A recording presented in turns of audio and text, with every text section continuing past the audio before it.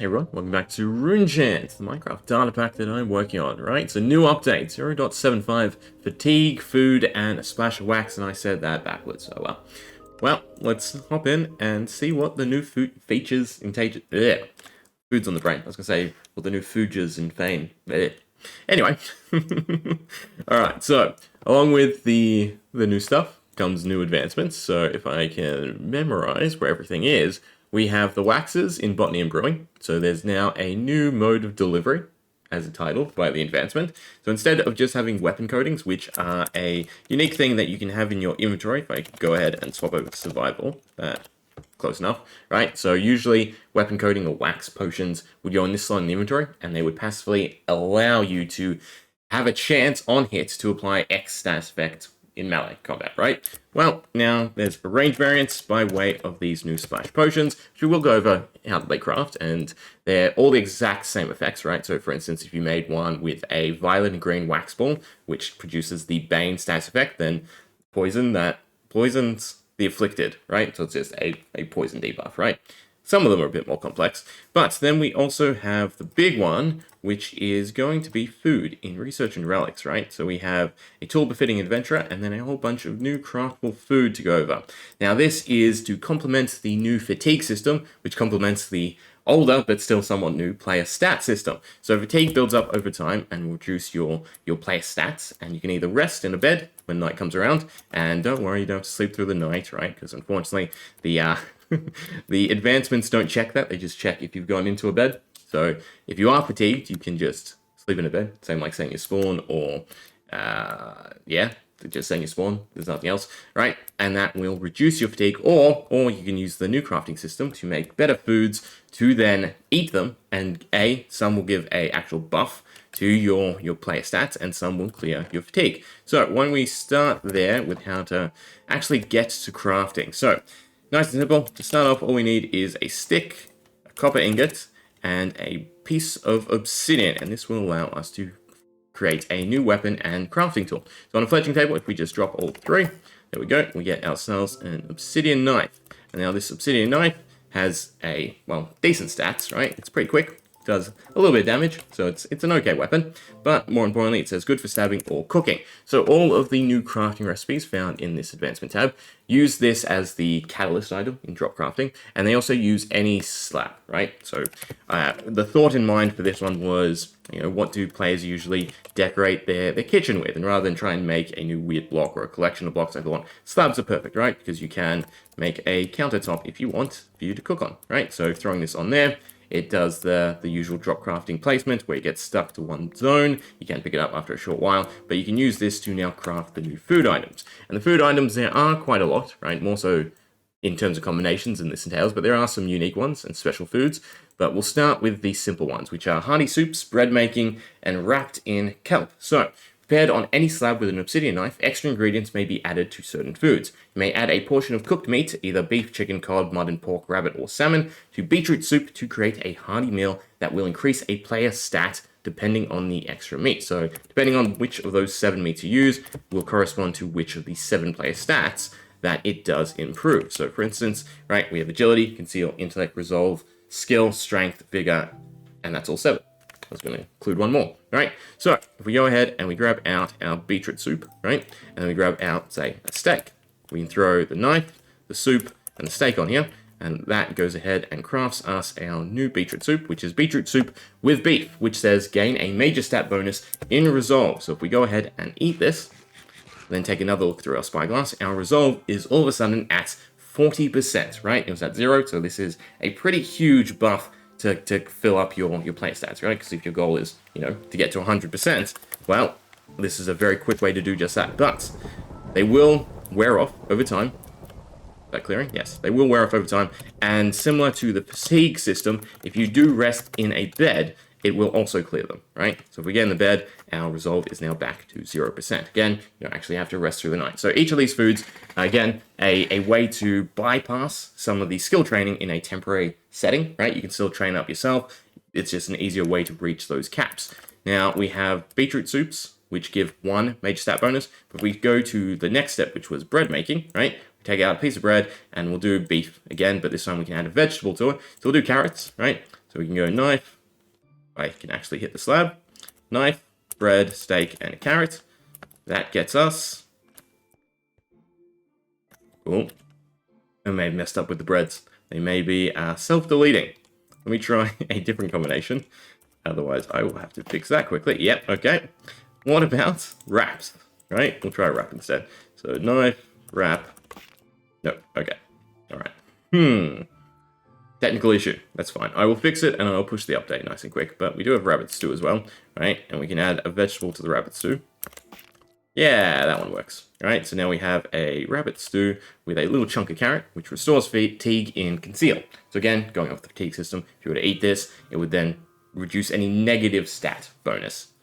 But we also have mushroom stew, and there is a difference between stew. Mushroom stew goes back to requiring meat, because it has a non-meat base. It's the metric I use when trading them. So there we go. So we have these three different ones, right? So we have clears, fatigue, and strength.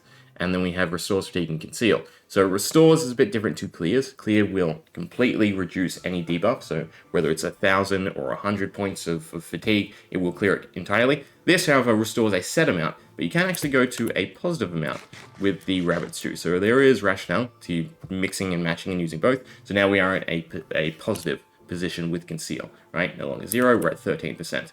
So they are useful. Now, I do want to quickly fix the bread and the wrap because they are a little bit more curious, so give me a sec. Alright, this should be functional now. There we go. Let there be bread. Yeah, so you can now make some sandwiches. So we have a beetroot and pork sandwich, which says gain a moderate stat bonus in skill and a slight stat bonus in strength. So again, if we compare that to the beetroot soup, again, using pork, right? Pork and beetroot soup ends up getting us just a major stat bonus in something, so strength. This gives a slight and moderate. And then if we do the same thing with a dried kelp, oh, if I can hit the table, there we go. We get ourselves a kelp wrap. And the kelp wrap, similar to the sandwich, right, does skill and strength, but instead of a moderate and slight, it gives a minor and minor. So basically, the way it works is you can either have a big bonus in one, you can have a split bonus, but still a sizable in one, or you can have a even bonus in a couple, right? So yeah, so there should be valid reasons to create any of these three. And it's just personal preference as well as normal skill training. So if we do take a look at our stats, right, we have a little bit of conceal. We'll eat the beetroot first. So this will just buff our strength. Our strength goes to 41%. If we eat the sandwich, strength should go down, right? It goes down to 15%, but our skill goes up to 26. And then if we eat the kelp wrap, skill and strength should be even, right? So 20 and 21, right? I would have had a slight original bonus in strength, right? Where I've already trained it or done something to train it. But yeah, so even, skewed, call it 75-25, right? And then 100% in one skill. So those are the stat bonus ones. And again, with mushroom and rabbits, one clears, one restores. The restore can get you a positive value if you eat enough of it. Whereas, again, the mushroom stew, if you have negative 1,000 or negative 100, it will clear it entirely. So it's very similar to resting. So those are some of the food.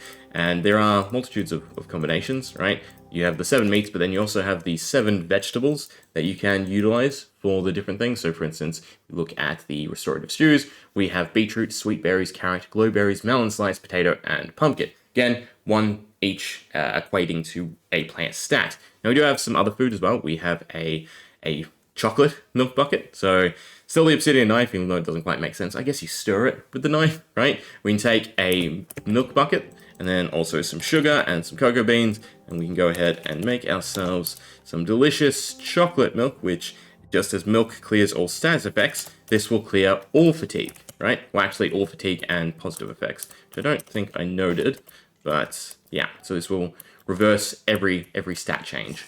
That's a temporary bonus, right? So we drink it, we still get the bucket like normal, and skill and strength is still heightened. You know what? I take it back. It's probably only the negatives. Right? So chocolate milk only clears the negative effects, I should say. Yeah. Well, it says clears all fatigue and stat bonuses, so I'm going to look into that one because I feel like that's going to be incorrect. And that's why I do these videos, and that's why we test.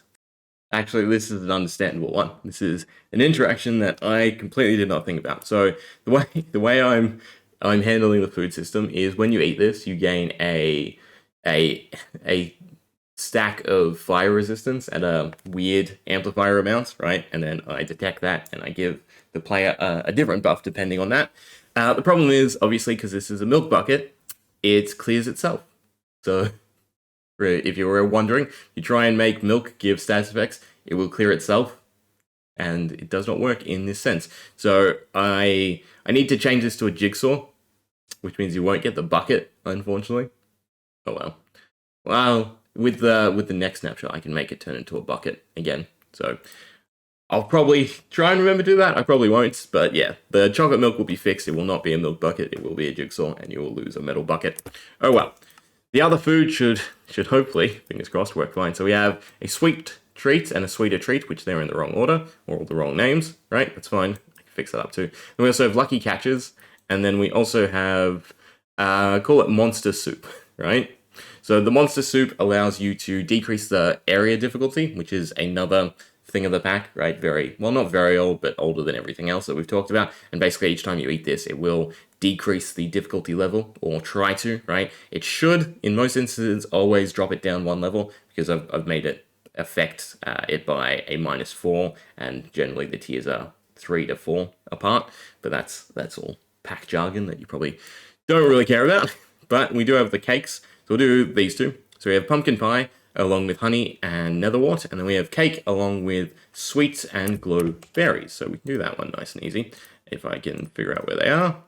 All right, so that's one recipe, and then the other one is that, a honey bottle, which is up, I guess. You know what, it is food, you can drink it, can't you? Yeah, honey bottle and netherwort, which is not food, but is now food. Right, so if we go knife, berries, and a cake, they'll chop up into a different slice, right? I think I like the artwork for this, right? And then we can eat that, and what this does is give a more spreader across buff, but in 4 stats, right? So we got agility, we got intellect, we got strength, and we got vigor. The conceal is still from before, the skill is still from before as well. But so that's also something worth noting. When you eat the breads, the wrap, or the beetroot soup, they will replace one another. You can only have one of those buffs active. But when it comes to cake, you can have this along with one of these 3, right? So there are ways to min-max your stats, right? And then same with pumpkin pie.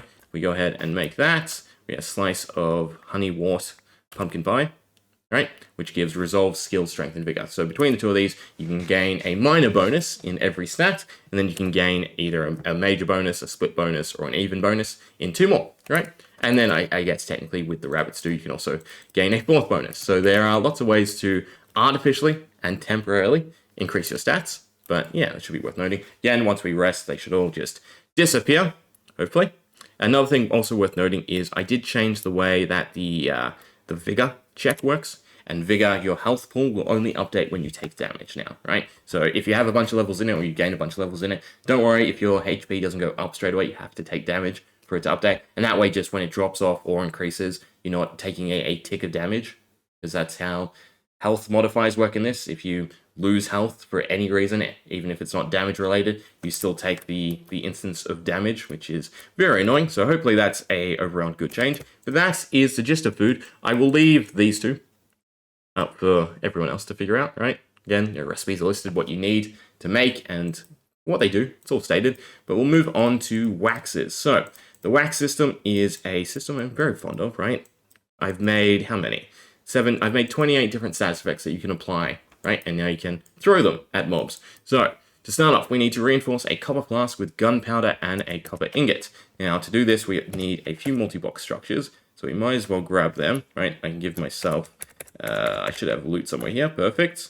If we go jigsaw, and then we go number 3, that should be the multi-box structures, which it is. We can grab ourselves the grinding station, that's 1. And we also need the brewer, which I always forget what I've really dubbed them. Boiling cauldron, no, well, actually boiling cauldron will be needed. Boiling cauldron, grinding station, that's 2. Deep slate furnace, there we go, that's 3. And then we need the assembly. So this is deep into the pack, right? You will need other stuff set up. Ancient grinding station, like fuel, rock, ooh. You know what? It's W. It's past the S's. That's why I'm getting a little bit confused. There we go. Wax refinery. So we will set all these up, right? Again, for the crafting kits, you just drop them, and it will assemble the multi-block structures for you. right? So we'll space them apart nicely, and then this one will go there, right? So there's different things we need to craft. Now the first thing it said was a copper flask, so we need some copper. Grab a stack. We also need some sand, and then we will need some gunpowder. And that should be everything, right? So we come here, we throw 3 pieces of sand, 1, 2, 3, and a copper ingot, and that will form a copper flask. We can then pick up, right? And then using that copper flask, we can go ahead and turn that into, well, I think I just called it a copper throwing flask, right? So gunpowder and 1 more copper ingot gets you a throwing flask. And then just in the same way you make poisons or wax poisons, right? You can do the same thing with the copper throwing flasks. So for instance, if we go ahead and grab 2 flowers, we will go poppy dandelion, why not, right? Take them to a grinding station, throw them there, they'll get your powder. You can then take these 2 to a boiling cauldron with some honeycomb. At least I believe that's the gist, right? 1, 2, 3. Yeah, perfect, they'll get you a wax ball. And then you can take that wax ball over to this station, drop it on there with the container, right? Either flask. So for instance, this one is a wax copper flask. It does wax coating scorched. Place this in the corresponding inventory slot to activate. Once active, chance on hit to apply an effect. And that corresponds back to your luck chance, right? Which is stated here. Luck gives you a 15% chance to trigger effects. But we can also then make it a guarantee by doing that, right? We get ourselves a copper or wax throwing flask, which has nausea wax concoction. Forgive me, I couldn't think of anything creative there. I can only change the wax concoction tooltip, because again, basically the way to do custom effects is just to apply really high number of any effect in-game, right? Something that's unachievable, and then convert that to something else with functions. But we have wax contents scorched. Now this isn't that exciting of a one, so what we will do is we will instead go splash potion, and we can pick, right? So let's go with, what's one that's easy enough to show off? Thunder. There we go, right? So we have our wax throwing flask thunder. Grab out a husk test dummy, put him down, and do that, and then we wait, because now he's infected with the wax, and there you go. As Thunder says, thunder before lightning, right? So he will get struck by lightning periodically, which will probably be enough to kill them. But the nice thing is you can obviously infect a bunch of people, and these are kind of overpowered, in all honesty, right? The whole status system is sort of catered around the fact that this is a chance, and this is no longer a chance. So I might end up making the crafting recipe a lot harder, or require more materials, right? More wax balls instead, probably more gunpowder or something like that. But yeah, they can be very devastating, and you can upgrade them further, right? So if we change this to enchanted, we then have a superior version. And for this one, we will just go with Gale will do, right? So we'll grab the Gale one. It now is enchanted, looks different, and also stacks to 3. So you have 3 in inventory slots. And this is a lingering wax concoction. So when this gets thrown out, they should, or not. Oh, these ones might not be working. Easiest way to check. Tag at S list. No, okay. I need to tweak these ones. These are kind of annoying because I'm in the negative range of nausea, which makes it a little bit problematic. Alright. But what they should do is basically spawn a little puddle, right? And infect a bunch of people, or linger for a little bit. But yeah, again, these are kind of OP. But those are the major things from the update. Again, the fatigue system is like a behind-the-scenes system. You'll notice it if you play with it. Again, you can disable different portions of the pack to your liking in the config file, right? You just change them from a 1 to a 0 to disable them, and then you don't have to worry about them. But again, if you play with fatigue, you'll have food to combat that, you'll have rest to combat that. Fatigue system itself is a hourly cycle, and it runs a check every 15 minutes to decide whether or not to inflict fatigue. The more luck you have, along with some other modifiers, decreases that. But yeah, overall, I think it spices it up more so than anything. But we'll leave it there. I will tweak the things that are broken and then fix them. You know what? Let me do that with the flask, or if it's too difficult, we'll see. Yeah, this one's a little bit more complex. So I guess they can't get negative values. Mobs can't get negative values. Because, again, it's giving nausea in the negative number, right? But it works on us. See, a little sneeze cloud lingers where we splashed. Yeah, so that's a little unfortunate, but as you can see, we do have the little gust effect, right? So we get pushed around slightly, but you can't apply it to them. So I'm going to have to change it from nausea to something else, which makes it a bit annoying because the tooltip's going to say nausea. But they can have positive nausea values. So actually, you know what? I might go lower values instead of, I think I use everything above 100, but you know, what's going to give me nausea? 50 or something? I don't think anything in my pack gives nausea 50. That would be, you know, a slight conflict. There we go. I got working. Cool. If I could hit them. There. So it leaves a lingering cloud. Ugh. Lingering. I'd say lingering. I could say lingering if I'm not thinking about it. Leaves a cloud that then will obviously affect anyone else that walks over it. Not for very long, but at least, you know, long enough to, again, make it enhanced. I really think I need to up the crafting requirements because, yeah, all the status effects are quite strong. Again, they're balanced around a chance hit effect, not being a 100% time, especially with an easy-to-aim potion that has a decent radius, right? But nonetheless, those are the new features in the latest update. Again, I will push all the fixes that we found in this episode, right? Nonetheless, hope you enjoyed. We'll leave it there. See ya.